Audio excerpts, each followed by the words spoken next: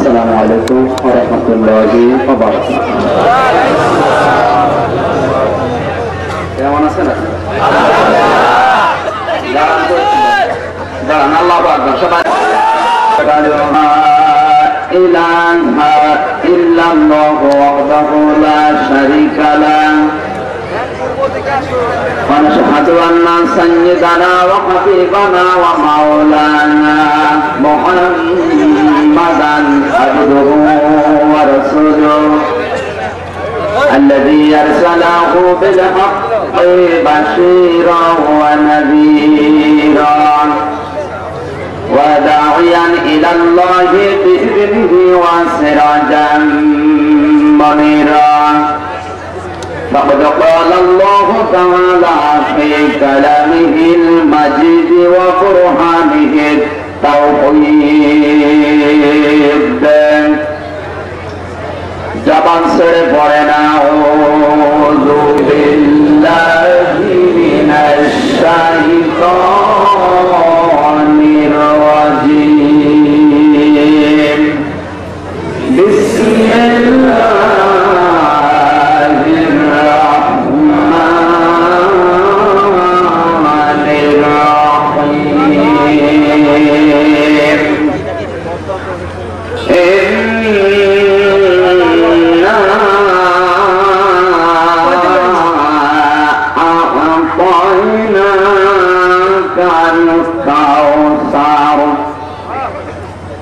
فصل لربك وانحر إن شانئك هو الأبتر صدقت يا ربنا.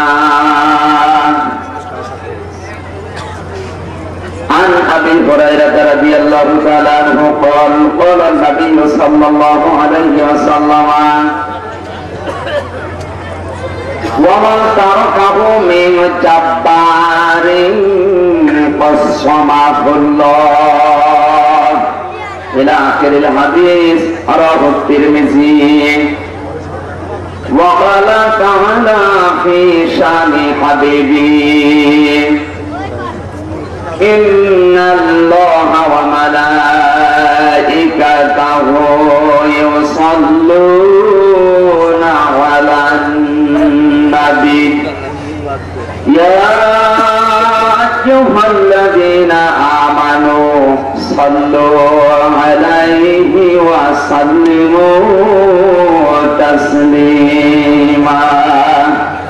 درود إبراهيم পড়েন اللهم صل على محمد وعلى آل محمد كما صليت على إبراهيم وعلى آل إبراهيم إنك حميد مجيد. اللهم بارك على محمد وعلى آل محمد كما باركت على إبراهيم وعلى آل إبراهيم إنك حميد مجيد. بلغ العلا بكماله كشف الدجى بجماله حسنت جميع خصاله صلوا عليه وآله. আমাকে শহীদ করে সেই মিছিলে শামিল করে নিও যে মিছিলের নেতা আমির হামজা খোবায়েদ খাব্বাব খোদার ছিল যারা অতি প্রিয় শামিল করে নিও। আলহামদুলিল্লাহ। রাজশাহী জেলার মতিহার থানার অন্তর্গত কাদাখালী আদর্শ পাড়া জামে মসজিদের উন্নয়ন কল্পে তাফসীরুল কোরআন মাহফিলের সভাপতি অত্র এলাকার সর্বজন শ্রদ্ধেয় ব্যক্তিত্ব ইসলামিক চিন্তাবিদ, শিক্ষাবিদ, বড় ভাই কাজী মাওলানা মোহাম্মদ আব্দুল খালেক আতাআল্লাহু উমরাহু ওয়া বারাকাল্লাহু ফি হায়াতি। সবাই বলেন আমিন। সম্মানিত ভাই পরিচালক,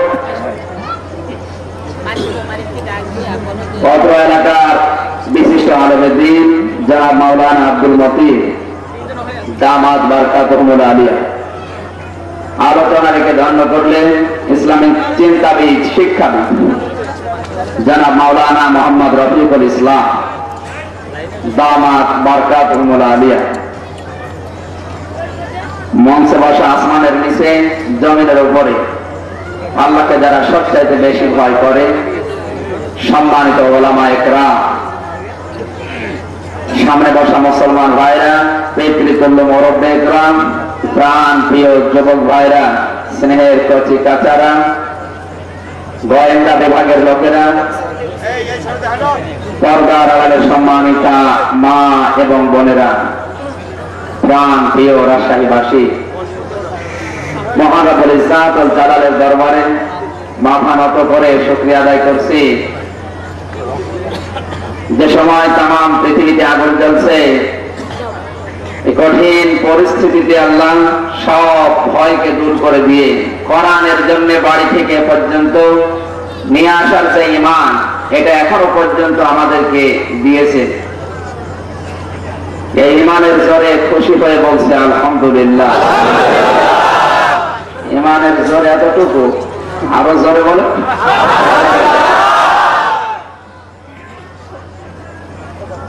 আমরা সর্বপ্রথম যে দরুদটি আদায় করলাম, পড়লাম, আসমানের নিচে জমিনের উপরে, এর চাইতে শ্রেষ্ঠ দরুদ আর নেই, দরুদ ইব্রাহিম। এই দরুদ বিশ্বনবী মুহাম্মদ রাসূলুল্লাহর উপরে সকাল এবং বিকাল 10-10-20 বার যদি কেউ পড়ে, কিয়ামতের ময়দানে আল্লাহর নবীর সুপারিশ তার জন্য ওয়াজিব হয়ে যাবে। বলে ফরজ যদি কেউ বাদ দিয়ে শুধু দরুদই পড়ে যায় হবে না, ফরজ পড়া দরকার আগে। কিয়ামতের ময়দানে কোন মানুষ যদি বিচারের কাঠগড়ায় দাঁড়ায়, নেকের পাল্লা কম হয়ে গেছে, বদের পাল্লা ভারী হয়ে গেছে। হাদিস, বিশ্বনবী মুহাম্মদ রাসূলুল্লাহ একটা টুকরা এনে ওই ব্যক্তির আমল নামায় আমলের পাল্লা সওয়াবের পাল্লায় দিয়ে দেবে, পাল্লা ভারী হয়ে যাবে। এই নবীর উপরে আমরা দরুদ এমনি পড়ি না, কিয়ামতের দিন তার সুপারিশ ছাড়া জান্নাত পর্যন্ত পাওয়া যাবে। আমার ভাইরা, মিজানের পাল্লায় আমাদের নবী, বিশ্ব নবী এসে যদি বলে, হে আল্লাহ, এটা আমার উম্মত, এ আমার দলের লোক, তুমি এই লোকটাকে মাফ করে দাও, আল্লাহ পাক নবীর দিকে তাকিয়ে আর কোন প্রশ্ন করবেন না, বিশ্ব নবীর এই কথা অনুযায়ী তাকে মাফ করে জান্নাত দিয়ে দেবে। এখন নবীর দলে থাকার দরকার আছে না নেই? আল্লাহর নবীকে দেখতে কিন্তু বারাক ওবামার মতো লাগে না? লাগে। তাকে দেখতে কিন্তু ডবল বোশের মতো লাগে না? কে? আল্লাহর নবীকে দেখতে লাগে কাবা শরীফের ইমাম আব্দুর রহমান সোদাইসির মতো। আব্দুর রহমান সোদাইসির যেভাবে দাড়ি আছে, পাগড়ি আছে, জুব্বা আছে, টুপি আছে, আল্লাহর নবীর চেহারা ওই রকমই ছিল। বিশ্ব নবীরও দাড়ি ছিল, টুপি ছিল, পাগড়ি ছিল। এখন যদি কোন মুসলমান এই বাংলাদেশে দাড়ি টুপি পাগড়িওয়ালা মানুষ দেখেই ঘৃণা করে, আর যদি মনে মনে করে তো মনে হচ্ছে জঙ্গি, রাজাকার, এটা আলবদর মনে হচ্ছে। এই কথা যদি কেউ চিন্তা করে, চেতনায় নিয়ে আসে, আল্লাহর কসম করেন আমার সামনে, ও লোকটা যদি মারা যায়, কবরের ভেতরে যদি বিশ্ব নবীকে আল্লাহ দেখিয়ে বলে, মান হাজার রাজুল, এই লোকটা কে ছিল?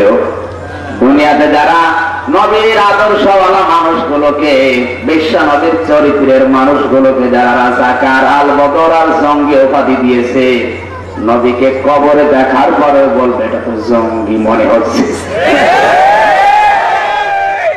নবীকে দেখে যদি বলে এটা জঙ্গি মনে হচ্ছে, ফেরেশতা তো বসে থাকবে। এই জন্য সাবধান। আমার কথার অর্থ মনে হয় বোঝেন নাই। সবাই বোঝে কিন্তু না বোঝার ভান করে আছে সম্মানিত ভাইরা। এই জন্য দরুদ আদায় করলাম, কিয়ামতের দিন এই নবীর সুপারিশ যেন নসিব হয়ে যায়। আমিন। এসেছে আল্লাহর কোরআনের কাছে। কার কাছে? ধরে বলেন, কার কাছে আসলে আল্লাহ সম্মান বাড়িয়ে দেয়। কোরআনে কারীম বলেছে ইন্নাহু লাকুরআনুন কারীমুন ফি কিতাবিন মাকনুন। অবশ্যই এটা সম্মানিত কোরআন। এর কাছে যারা আসবে আমি আল্লাহ তাদের সম্মান বাড়িয়ে দেব। আজ বাস্তবতায় আমরা দেখি একটা কাঠের মূল্য কোরআনের সাথে সম্পর্ক থাকার কারণে বেড়ে যায়, সিটের মূল্য বাড়ে ওই সময় যখন কোরআনের গায়ে ছড়িয়ে থাকে। মানুষের মর্যাদাও বাংলাদেশে বেড়েছে, কোরআনের সাথে তার সম্পর্ক ছিল তাই। কথা বলেন, সারা বাংলাদেশের কোটি কোটি মানুষ যার জন্য তাহাজ্জুদের নামাজ পড়ে চোখের পানি ফেলে, এটা এমনি না। ওর মহব্বত শুধু কোরআনের সাথে। মহব্বত, ভালোবাসা যদি কোরআনের সাথে না থাকতো এতগুলি মানুষ আমির হামদার জন্য আসতো। আমার চাইতে কত সুন্দর চেহারার মানুষ এখানে বসে আছে, কত নামি দামি টাকা পয়সা ওয়ালা মানুষ বসে আছে। পৃথিবীতে কোরআনের সাথে যার সম্পর্ক যত বেশি হবে আল্লাহ তার দাম দুনিয়া আখিরাতে তত বাড়িয়ে দেবে। এই কোরআনের কাছে এসেছি, আমাদের সম্মান আল্লাহ যেন বাড়িয়ে দেয়। জোরে বলেন আমিন। রব্বুল আলামিন বলেন কিতাবুন উনজিলা ইলাইকা ফালা ইয়াকুন ফি সাদরিকা হারাজুম মিনহু লিতুনজিরা বিহি ওয়া যিকরা লিল মুমিনিন। সূরা আরাফ ৮ নম্বর পারা ১০ নম্বর পৃষ্ঠার প্রথম নম্বর লাইনের প্রথম নম্বর রুকুর ২ নম্বর আয়াত। এটা তাফসীরে মাযহারি থেকে বলছে। আল্লাহ পাক বলেন এই একখানা কিতাব, কিতাবুন উনজিলা ইলাইকা, যেটা আপনার প্রতি আমি আল্লাহ নাযিল করেছি, অবতীর্ণ করেছি, হারাজুম মিনহু লিতুনজিরা বিহি, এই কোরআন দিয়ে ওয়াজ করতে গিয়ে, নসিহত করতে গিয়ে, সতর্ক করতে গিয়ে আপনার মনের ভেতরে যেন কোনো সংকীর্ণতা না আসে। কারণ কি? কোরআন আমার মুমিন বান্দা বান্দীদের জন্য উপদেশ। এখানে কিন্তু আল্লাহ লিল মুমিনিন দিয়েছেন, যার ভেতরে আল্লাহর বিশ্বাস আছে এদের জন্যই শুধু কোরআন উপদেশ হবে। এখানে যারা মুমিন হিসাবে আমরা দাবি করছি সবার কাছে কিন্তু আজকের আলোচনা ভালো লাগবে না। মুমিন যারা, ঈমান যাদের ভেতরে আছে তার কাছে শুধু ভালো লাগবে। এখন যার খারাপ লাগবে ঈমান তাহলে নেই, এ কথা কার? কিন্তু বাংলাদেশে আজ কোরআন বাদ দিয়ে ওয়াজ করলে অনেকে ভালো লাগে। কোরআনে কারীম বলেছে ওয়া ইন্না মিনহুম লাফারিকান ইয়ালগুনা আলসিনাতাহুম বিল কিতাবি লিতাহসাবুহু মিনাল কিতাবি ওয়া মা হুয়া মিনাল কিতাব ওয়া ইয়াকুলুনা হুয়া মিন ইনদিল্লাহ ওয়া মা হুয়া মিন ইনদিল্লাহ। সূরা আলে ইমরান ৩ নম্বর পারা ১৯ নম্বর পৃষ্ঠার প্রথম নম্বর লাইনের ৭৮ নম্বর আয়াত। এটা তাফসীরে কাবির থেকে বলছে। আল্লাহ পাক বলেন অনেক বক্তা এমন বের হবে তারা রং ঢং করে, রং চং দিয়ে জহব্বাকে উল্টা পাল্টা করে মানুষের সামনে কথা বলবে। মানুষ মনে করবে এটা কোরআনের কথা, অথচ এটা কোরআনে নেই, হাদিসে নেই। এমন এমন কথা তারা আমি আল্লাহর নামে চালিয়ে দেবে যেটা আমি আল্লাহ বলি নাই। আজও কিন্তু তাই হচ্ছে।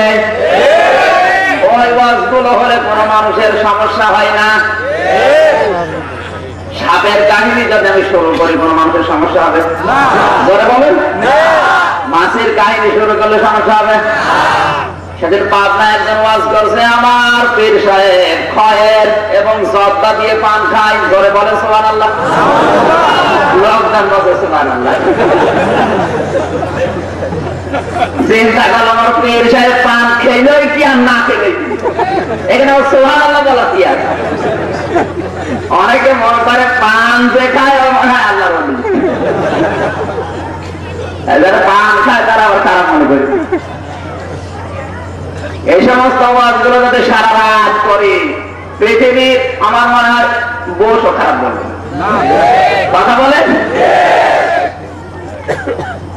এই লেসানের বহু বচন আলসিনা তারা জহব্বাকে উল্টিয়ে পাল্টিয়ে রং ঢং করে কথার ভেতরে বিভিন্ন রং চং দিয়ে ওয়াজ করে, মানুষের কান সুখ হয়, বাস্তবতায় কোনো কাজ হয় না।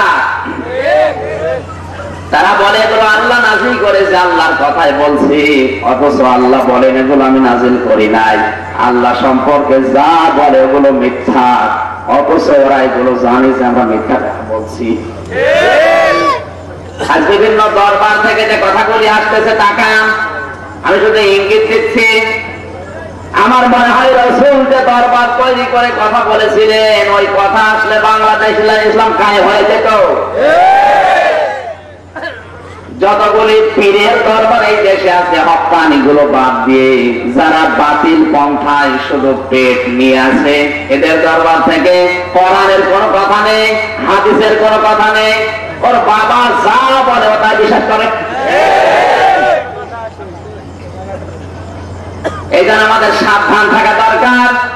এরকম বক্তা যদি এলাকায় আসে, আগে দেখতে হবে যে কোরআন দিয়ে কথা বলে কিনা। কারণ হচ্ছে কোরআনে কারীম বলেছে ইয়াসমাউ আয়াতিল্লাহি তুতলা আলাইহি সুম্মা ইউসিরু মুস্তাকবিরান কাআল্লা ইয়াসমাহা ফাবাশশিরহু বিআযাবিন আলীম। সূরা জাসিয়া 25 নম্বর পারা 18 নম্বর পৃষ্ঠা প্রথম নম্বর লাইনের প্রথম নম্বরের উপর 8 নম্বর আয়াত। এটা তাফসীরে মাযহারি, তাফসীরে খাযিন, তাফসীরে জালালাইন, তাফসীরে কাবীর, তাফসীরে ইবনে কাসির, তাফসীরে তাবারি, একটা দুইটা না প্রায় 12 খানা তাফসীরে ইয়াসমাউ আয়াতিল্লাহর সাথে মিলিয়ে দেখেছি, সব মুফাসসির এই আয়াতের ব্যাপারে একমত। সুবহানাল্লাহ। বিশ্বাস হচ্ছে না? লিখেনের বাড়িতে দেখবেন আল্লাহ পাক বলেন যখন ঘোষণা দেওয়া হয় এলাকাতে, মাইকিং করা হয়, পোস্টারিং করা হয় যে তাফসীর মাহফিল হবে কাটাখালী আদর্শ ময়দানে, আদর্শ কলেজ পাড়ায়, আলোচক আসবে আমন্ত্রণ, কোরআনের কথাগুলি বলার জন্য সে কুষ্টিয়া থেকে আসতেছে, মানুষের কানেও যায়। এরপরও যে মানুষগুলো আল্লাহর কথা শোনার জন্য না এসে নিজেদের মতবাদ, নিজেদের দল নিয়ে ব্যস্ত থাকে, অহংকার করে মুখ ফিরিয়ে রাখে, হ্যাঁ নবী আপনি বলুন তাদের জন্য যন্ত্রণাদায়ক আযাব আমি আল্লাহ রেডি করে রাখলাম। সুতরাং এলাকায় যাদের কানে পৌঁছিয়েছে কোরআনের তাফসীর হবে, আলোচক আসবে আমন্ত্রণ, এটা শোনার পরেও যদি নিজেদের মতবাদ নিয়ে, নিজেদের দল নিয়ে ব্যস্ত থাকে, আপনার খবর আছে। কি কথা বলেন? কোরআনের কাছে আমরা এসেছি হক কথা শুনতে। ওয়ালাউ কানা যা কুরবা ওয়া ইযা কুলতুম ফা'দিলু ওয়ালাউ কানা যা কুরবা। সূরা আনআম 8 পৃষ্ঠা 2 নম্বর লাইনের 152 নম্বর আয়াত। আল্লাহ পাক বলেন হক কথাগুলো কোরআন থেকে বলবা, যদিও তোমার আত্মীয় হয়। আপনারা তোমার আত্মীয়, এই জন্য আমি যতটুকু জানি বলবো যে আল্লাহ দরুদ সালাম শান্তি প্রেরণ করছে আমাদের নবী মানবতার বন্ধু মুহাম্মদ রাসূলুল্লাহ, যাকে আল্লাহ সর্বদিক দিয়ে সম্মান মর্যাদা বড় রেখেছিলেন। এখন তো আর নেই। এই যে আজিম শব্দ আমরা বুঝি, আজিম মানে বড়, মহান। এই শব্দ কিন্তু আল্লাহ শুধু আমাদের নবীর নামের চরিত্রের সাথে দিয়েছেন। হযরতে ইসহাককে আল্লাহ ডাক দিয়ে বলেছেন গোলামিন হালিম, আমার জ্ঞানী বান্দা। হযরতে ইসমাঈল নবীকে আল্লাহ বলেছেন গোলামিন হালিম, আমার সহনশীল বান্দা। আর বিশ্ব নবীকে আল্লাহ বলেছেন খুলুকিন আযীম, এটা চরিত্র পেয়েছে, এটা মহান চরিত্রের অধিকারী বান্দা। বলে বলেন সুবহানাল্লাহ। তার চরিত্র আকাশ পর্যন্ত না, আল্লাহর আরশের চাইতেও বেশি সম্মানিত। যার চরিত্র আল্লাহর কাছে, তার চরিত্র নিয়ে যদি কেউ আশেপাশে মন্তব্য করে, কিন্তু আর নবীর উম্মত থাকে না। আজকের আলোচনার বিষয়ও ওইটা, নবীর সম্মান। সম্মানিত ভাইরা, কান খাড়া করবেন, খুব অল্প সময়। কালকে হরতাল আছে, রাতারাতি আমাদের কুষ্টিয়াতে পৌঁছাতে হবে।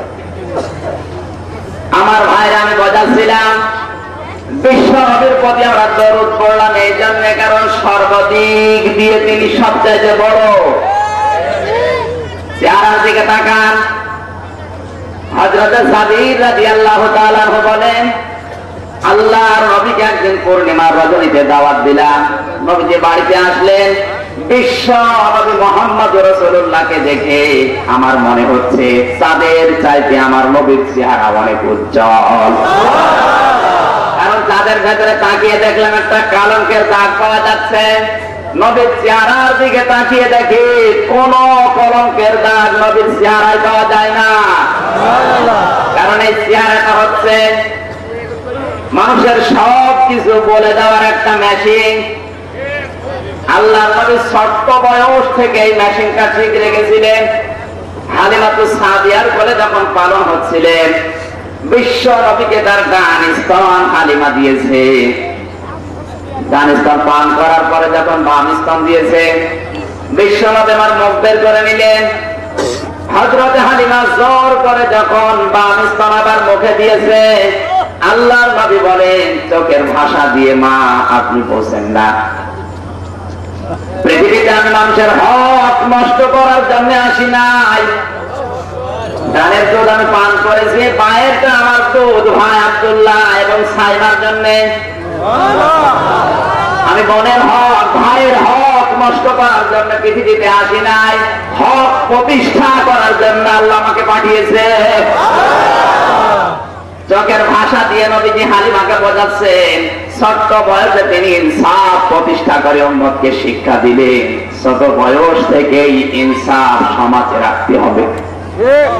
অথচ আজ বুদ্ধিমান যেগুলো, বড় ভাই যেগুলো, দায়িত্বশীল যেগুলো, তাকালে দেখি ওরা নিজেদের নামে সব লিখে নেয়, আর ছোট বোন ছোট ভাইকে ফাঁকি দিয়ে জোরে বলে সুবহানাল্লাহ।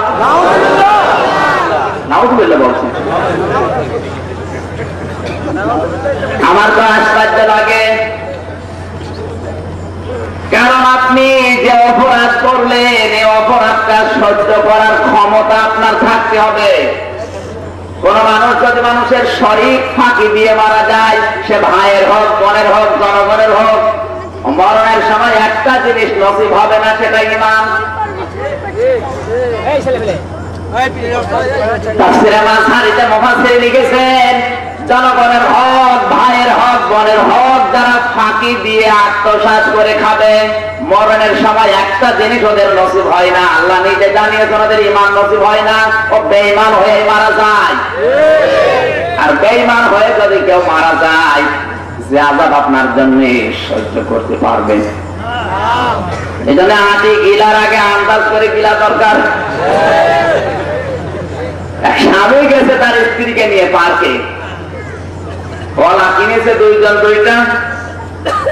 স্ত্রী চিন্তা করে বানর আমার দিকে বারবার তাকায়, কলাটা দিয়েছে বানরকে। বানর কলাটা নিয়েই দিয়েছে পেছনে। স্ত্রী তো রাগ হয়ে গেছে, যে আমি কলা দিলাম আশা করে খাওয়ার জন্য, ও না খেয়ে পাশায় দিল। ডাক দিয়ে বলে বিয়াদব বানরের মালিক কোথায়? খোঁজ করে দেখা গেল মালিক পাওয়া গেছে। বলে আপনি কোন আদব শিক্ষা দেননি বানরকে? বলে কি হয়েছে আপা? আমার স্বামী আমার কলা কিনে দিল, আমি না খেয়ে দিলাম বানরকে, ও আমার সামনে খাবে, আমার ভালো লাগবে, ও না খেয়ে দিল পেছনে। বানরের মালিক বলে আপা রাগ করবেন না, ও যে পেছনে দিয়েছে কারণ আছে। আপনাদের মতো কয়েকদিন আগে এক জুটি এসেছিল এখানে, একটা আম দিয়েছে আমার বানরকে। আমটা বানর নেওয়ার পরে একেবারে গালে কোনো ছোলাছলি নেই, ও জানে না যে পেছন দিয়ে বের হবে কিনা। মুখের ভেতরে যাওয়ার পরেই দেখে আর পেছনে বের হয় না। চিন্তা করছে করি কি, 3 দিন আমার বানরের পায়খানা বন্ধ। ছটফট করে শেষ পর্যন্ত বানর নিয়ে গেলাম হাসপাতালে, পেছন কেটে বের করলাম, সেলাই দিলাম। কয়েকদিন সুস্থ হয়েছে। এজন্য এখন যদি কেউ আসে কোনো কিছু যদি দেয়, ও হাতে নিয়ে আগে দেখে বের হবে কিনা। আসতেছি আপনারা হাসির করা কিনা, এখানে শিক্ষা আছে। আজ তাম পৃথিবীর মুসলমানদের উপরে যে জুলুম, নির্যাতন, অত্যাচার, এটা কিন্তু সময় আসতে দেরি, পেছনের দরজা দিয়ে বের হবে কিনা আন্দাজ করে কাছে।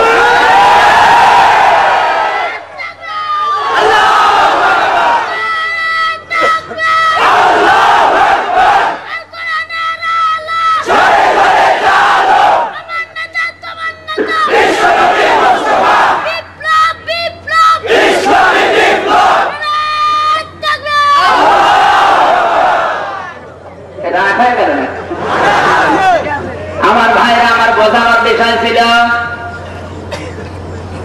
বানরটা কোনো কিছু নেওয়ার পরে আগে পেছনে দিয়ে দেখে এটা মুখ দিয়ে দিলে পেছন দিয়ে আসবে কিনা। আমার শিক্ষা দেওয়ার বিষয় এখানে এটা। আল্লাহর নবী, বিশ্ব নবী মুহাম্মদুর রাসূলুল্লাহ সাল্লাল্লাহু আলাইহি সাল্লাম ছোট্ট বয়সে যেটা উম্মতদেরকে শিক্ষা দিয়েছেন, ওই সাপ কিন্তু তার চরিত্রের ভেতরে ছিল। হযরতে সাবের ওইটাই দেখেছিলেন, নবীর চরিত্রের ভেতরে চেহারায় কোনো কলঙ্কের দাগ নেই।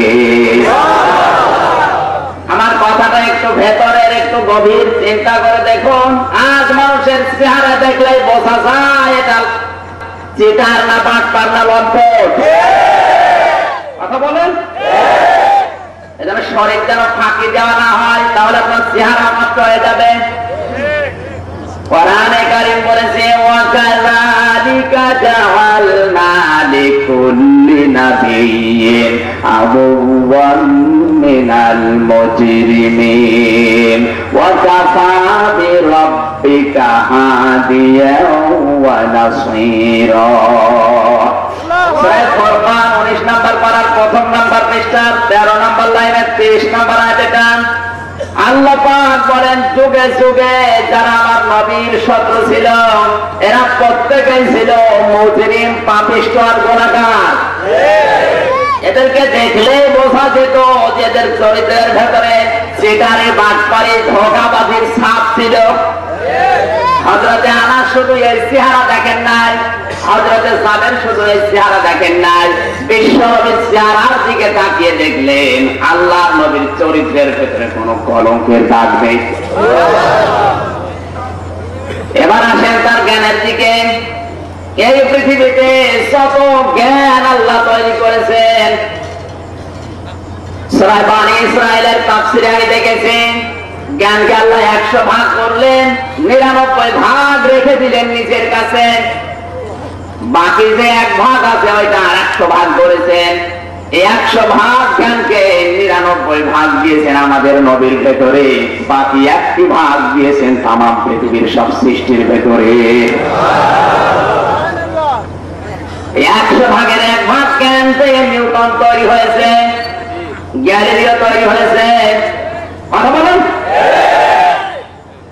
1 ভাগ পেয়ে যদি নিউটনের মতো বিজ্ঞানী তৈরি হয়, গ্যালিলিওর মতো বিজ্ঞানী তৈরি হয়, 99 যিনি পেয়েছেন তার চাইতে বড় শিক্ষিত বিজ্ঞানী আছে?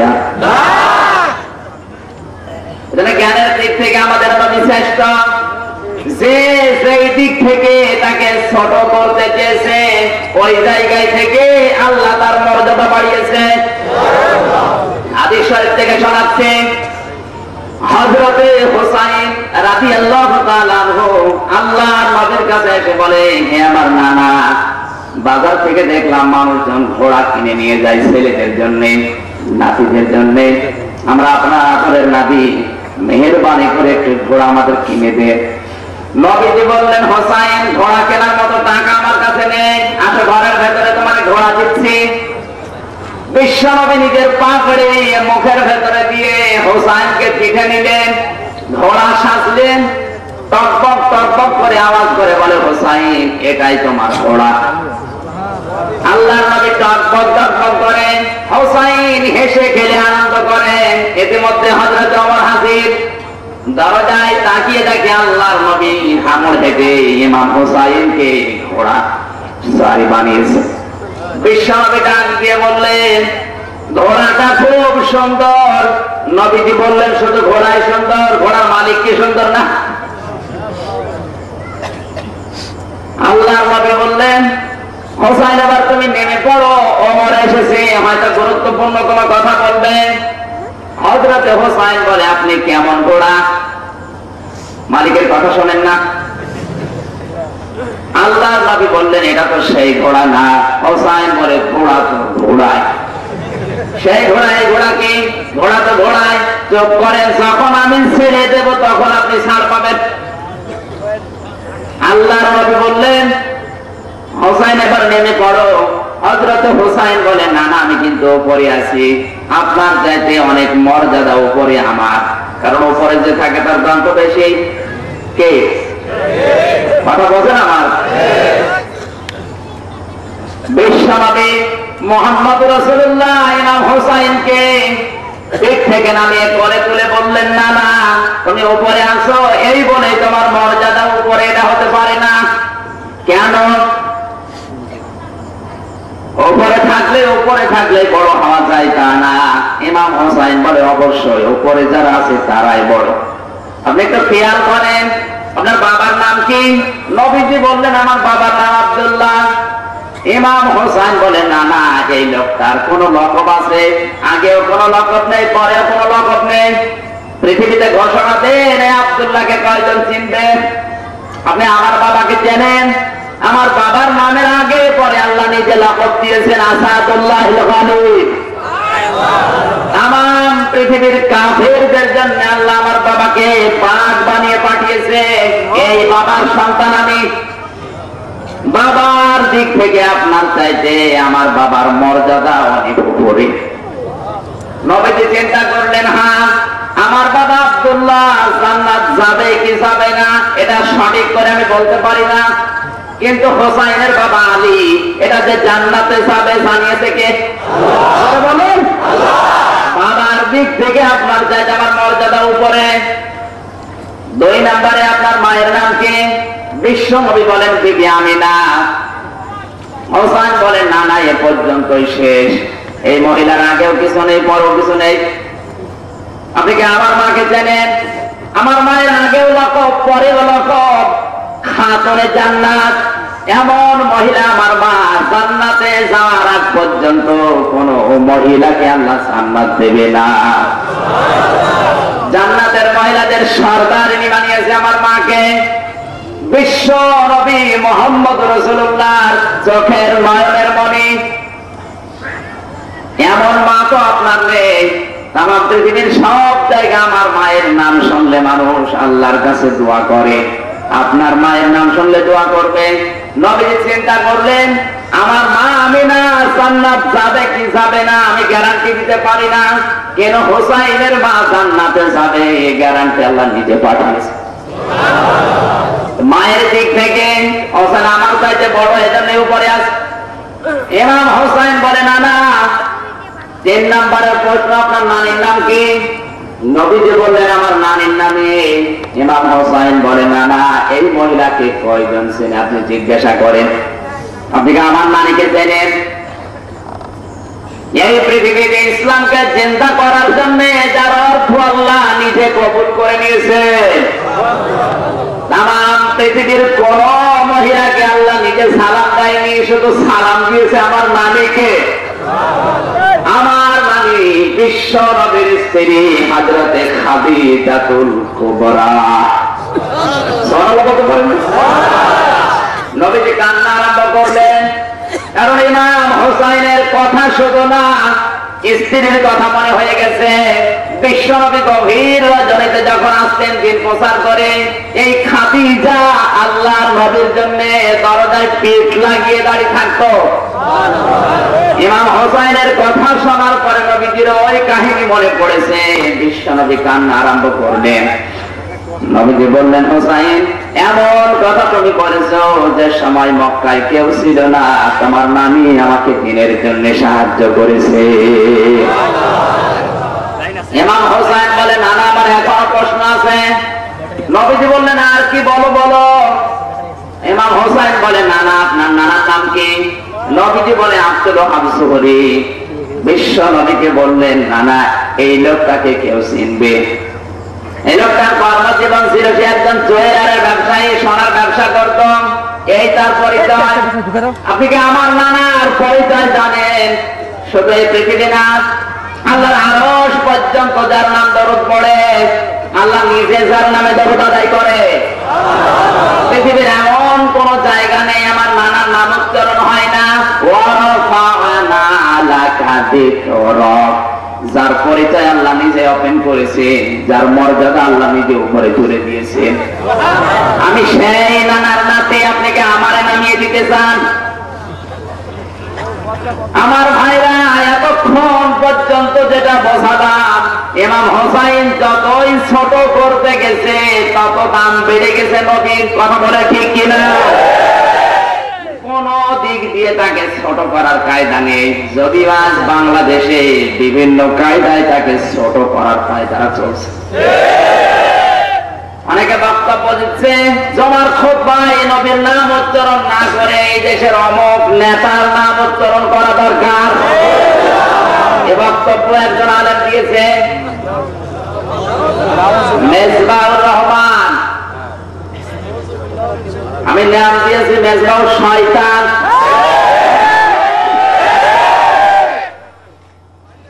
ইমাম হোসাইন এই মুহররম মাসে দুইটা ফতোয়া দিয়েছিল ফোরাত নদীর তীরে কারবালায়।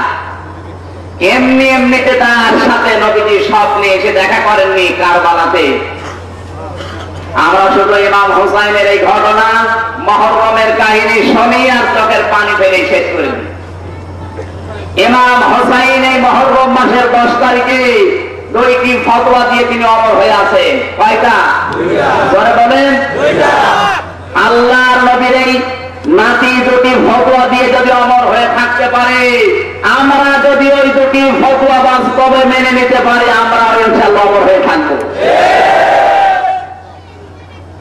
ইমাম হোসাইনকে চিঠি দেওয়া হয়েছে, আগামীকাল ফজর উদয় হওয়ার পরে যদি এজিদের বর্ষতা স্বীকার না করো, তোমাকে সহ যারা এসেছে সবাইকে হত্যা করা হবে। ইমাম হোসাইন সাথীদের ডাকলেন, ডাক দিয়ে বললেন, সাথীরা এরা আমাকে মরণের ভয় দেখিয়েছে, এরা জানে না যে আমি মরতে চাই। মুসলমান তো মরণের ভয় করে না। আজকাল পৃথিবীতে যত হত্যা, যত মারা, যত খুন গুম সংগঠিত হচ্ছে, এরপরও মুসলমানকে দাবিয়ে রাখা যাচ্ছে না, কারণ মুসলমান মরণের ভয় করে না। এরা জানে যে মারা গেলে আমাদের একটা নতুন জীবন শুরু হবে। কথা বলেন ঠিক কিনা? পৃথিবীর চাইতে যে জীবন পাবো, ওই জীবনে আর কোনো কষ্ট নেই। এই জন্যই তো আমরা মরতে চাই। ইমাম হোসাইন বললে, আমার কোনো ভয় নেই, সাথীরা তোমরা পালিয়ে যাও। সাথীরা ডাক দিয়ে বলে, ইমাম হোসাইন আপনাকে এই বিপদে রেখে আমরা পালাবো? কিয়ামতে আল্লাহর নবীর সামনে মুখ দেখাবো কিভাবে? আপনি যা সিদ্ধান্ত নেবেন আমরা তাই মানতে রাজি আছি।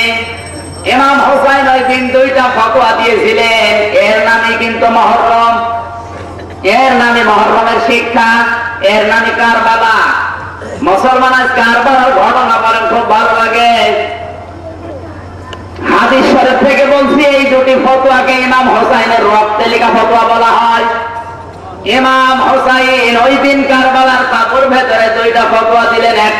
এক নাম্বার, ইসলাম ইসলামিক খেলাফত ছাড়া অন্য কোন সমাজ ব্যবস্থা রাষ্ট্র ব্যবস্থা স্বীকার করে না। সুতরাং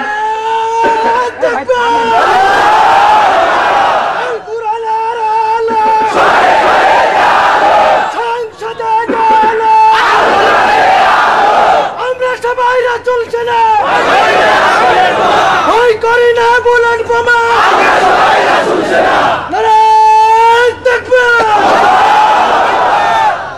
কারবালার কাহিনী শুনে যারা কান্নাকাটি করেন, ইমাম হোসাইনের জীবনী শুনলে মহব্বতে আপনি টিভির সামনে মাঝে মাঝে দেখি ইমাম হোসাইনের কাহিনী শুনে আমি কান্দে না। এলাকায় নেই কথা বলেন, যেটা ঘটনা বলে ওয়াজ করাটা ঘটনা না, এইটাই আসল কাহিনী।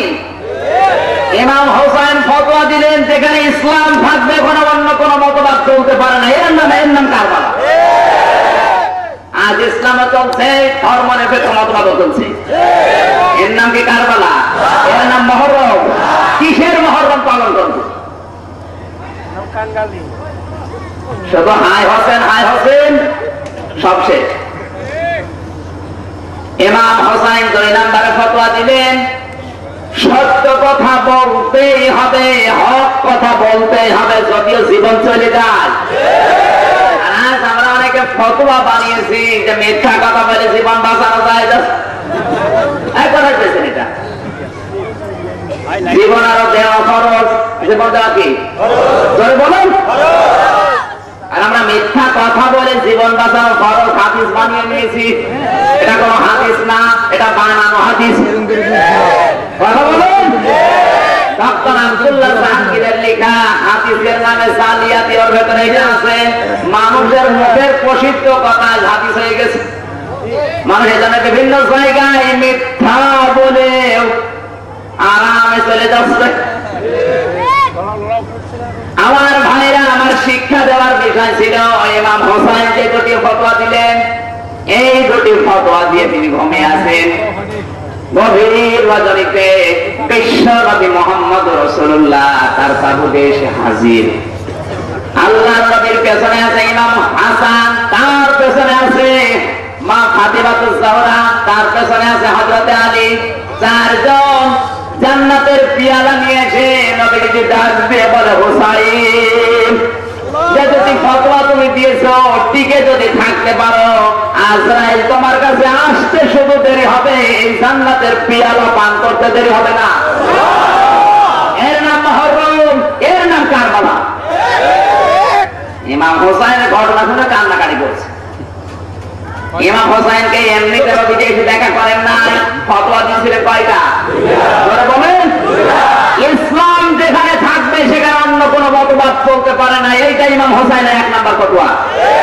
সুতরাং বাংলাদেশেও যদি পৃথিবীর ময়দান, বাংলাদেশের এই ময়দানে যদি শুধু ইসলাম থাকে, অন্য কিছু থাকে, ততক্ষণ পর্যন্ত ইমাম হোসাইনের মতো লড়াই চালিয়ে দিতে হবে।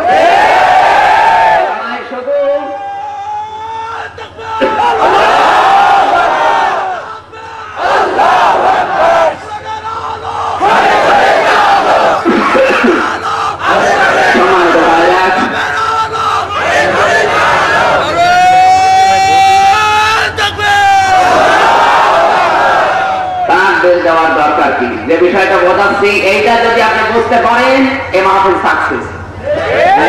আর এখন যদি আপনি না বোঝার ভান করে থাকেন, আমার মনে হয় ফেরত এসে ওয়াজ করলেও কাজ হবে।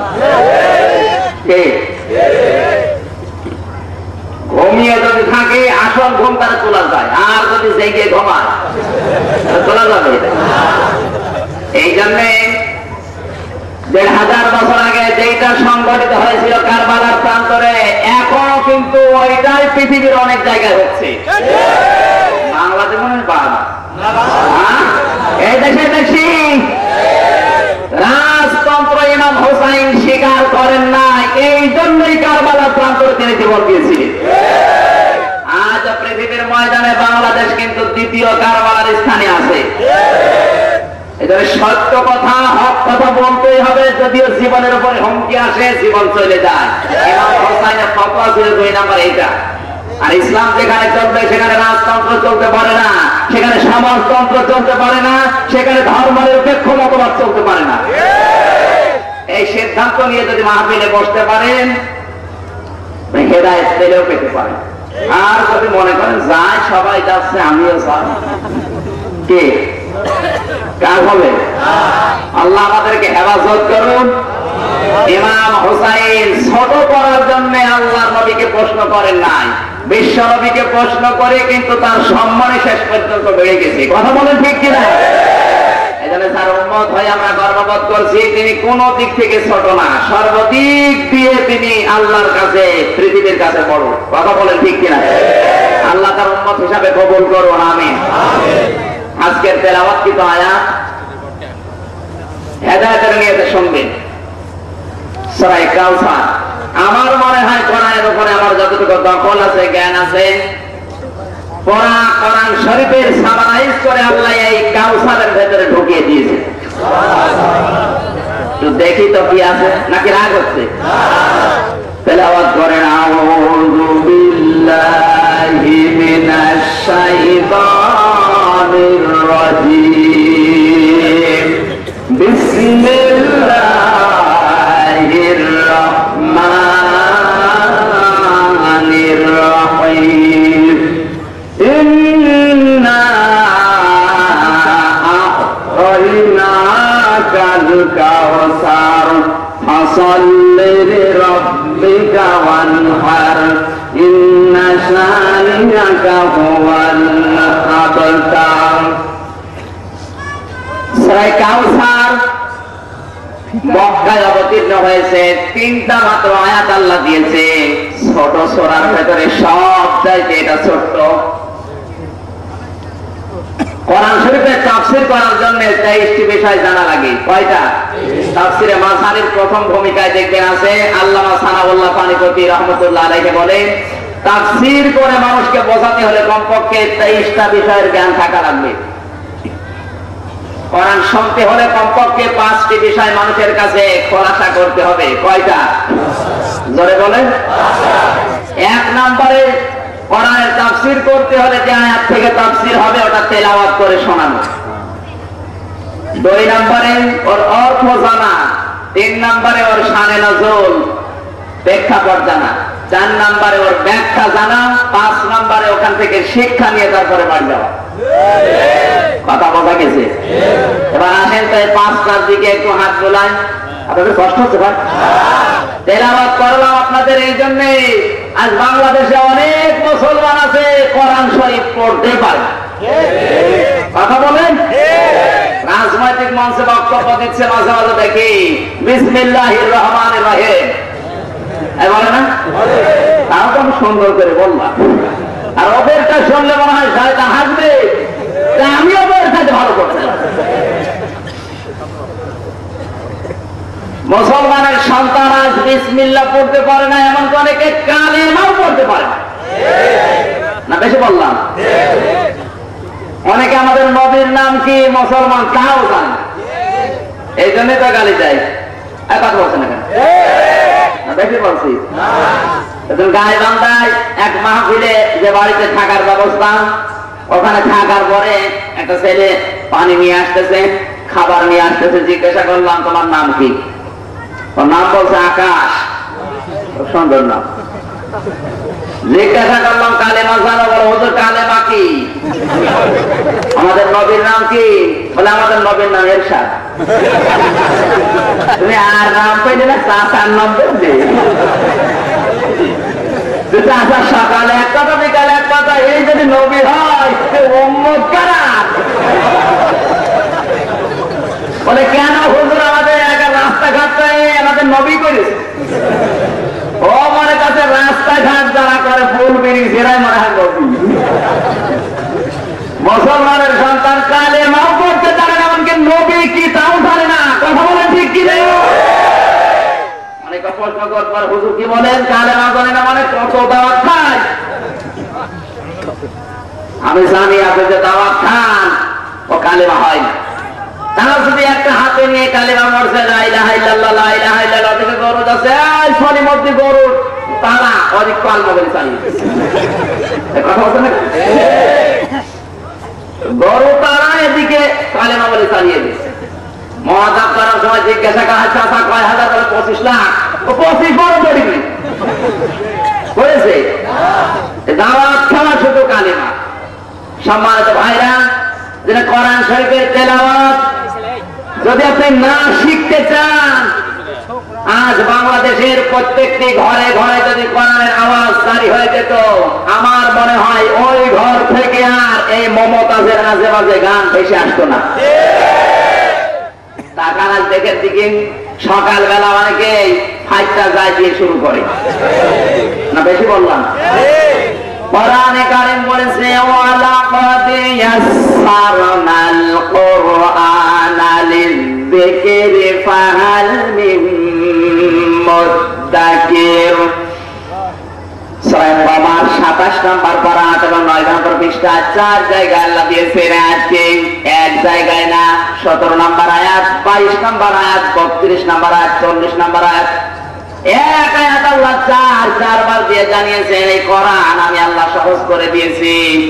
এই কোরআন বোঝার জন্য পড়ার জন্য এমন কি কেউ নেই। এই আফসোস কার? আল্লাহ।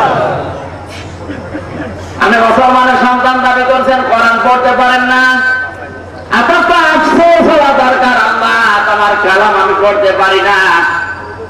ঘটনা পড়েছিলাম যদিও দুর্বল কোরআন শরীফের তেলাওয়াত শুধু শেখার কারণে শেখার শুধু অভ্যাস করার কারণে পড়তে পারে না।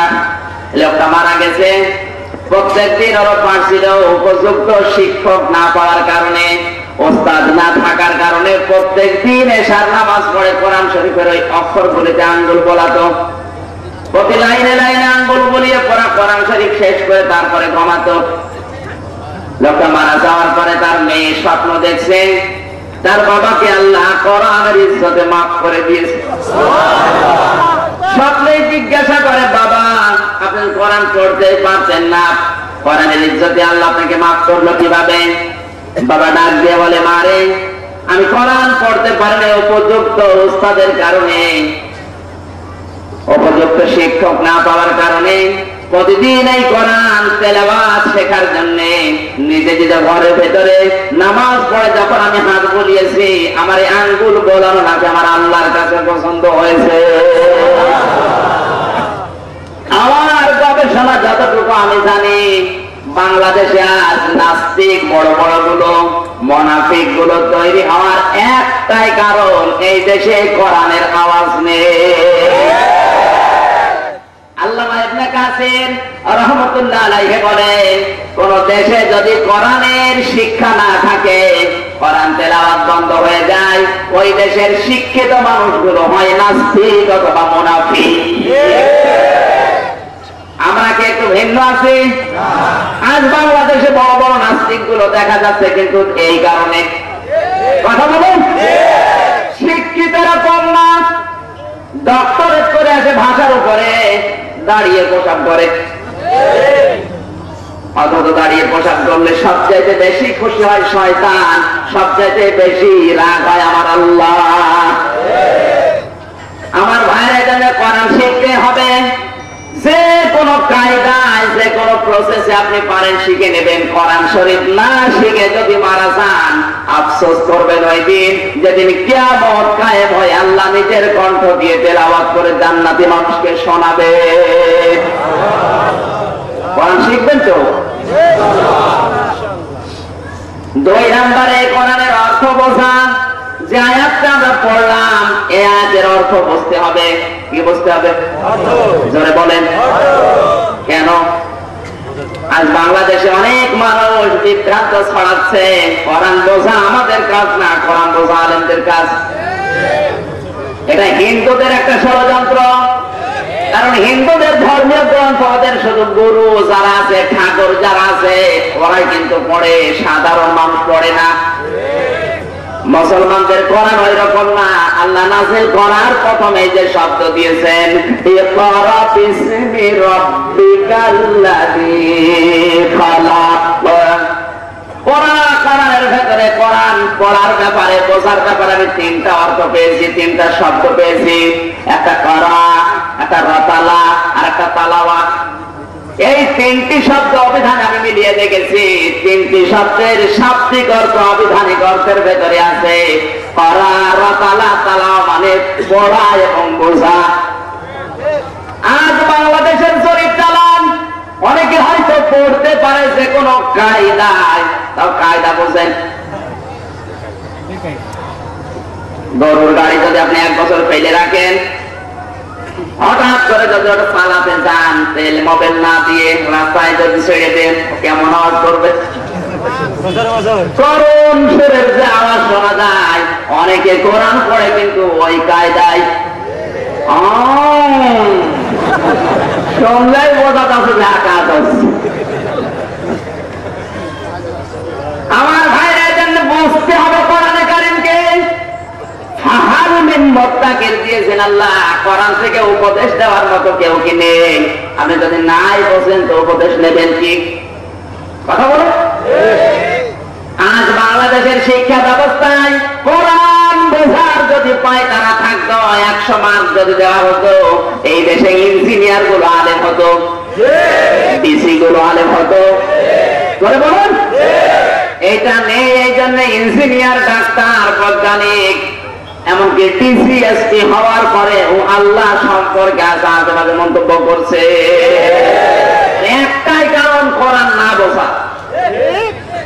দায়িত্বে যারা আছেন এই দেশে এখন 16-28 জন মানুষ প্রায় দায়িত্বে আছে।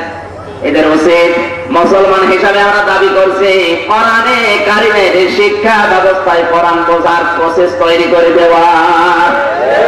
এটা রাজনীতি না। যে কোনো দলের লোক আপনি করেন, অসুবিধা নেই। আপনি জানান কোরআন শিক্ষা ব্যবস্থা চালু করা হোক, যেটা বঙ্গবন্ধু ইসলামী ফাউন্ডেশনের মাধ্যমে করেছে। কথা বলেন ঠিক কিনা? বঙ্গবন্ধু ইসলামিক ফাউন্ডেশন এমনি গঠন করে নাই। তিনি চোর মুক্ত, দুর্নীতি মুক্ত বাংলাদেশ গঠন করার জন্য ইসলামিক ফাউন্ডেশন প্রতিষ্ঠা করেছিলেন। কিন্তু সেই ফাউন্ডেশন থেকে শিক্ষা না নিয়ে সেখান থেকে কোরআন মাইনাস করার কারণে এই সাবেক মন্ত্রীর মতো মানুষ তৈরি হয়েছে। তিনি যে উদ্দেশ্য নিয়েছিলেন, ওই উদ্দেশ্য যদি থাকতো আজ বাংলাদেশে, আমার মনে হয় কোরআন সম্পর্কে, কাবা সম্পর্কে কেউ আশেপাশে মন্তব্য করবে। কারণ তারা তো মুসলমান নাকি হিন্দু? সব মুসলমানের সন্তান। বাংলাদেশের মুসলমানদের ঘরের সন্তানদের টেবিলে দেখবেন বঙ্কিমচন্দ্রের লেখা বই পাওয়া যাচ্ছে। কথা বলছে না কেন?